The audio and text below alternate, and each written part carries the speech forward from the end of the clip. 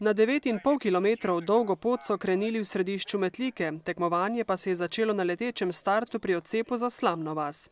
Skoraj 8 km dolg vzpon na Krašni vrh z višinsko razliko 290 metrov je s časom 17 minut in 25 sekund prvi prevozil Primož Roglič iz kolesarskega društva Rog, ki pravi, da je proga kar težka. Je težka, mislim, zato kogar je najtežje del je na koncu, tako da ponavadi vsi utrujeni pridejo tja.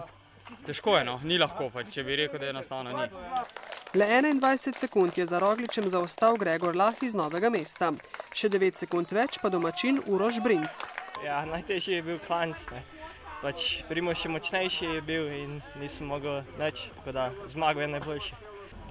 Nekako je pri koncu moje sezone, tako da sem že malo izven forme. Nisem planiral formo nekako za ta Krašni vrh, je bolj osredotočena na avgust, tako da sem že izčrpan dosti, da ni ostalo kaj dosti še energije za domačo dirko.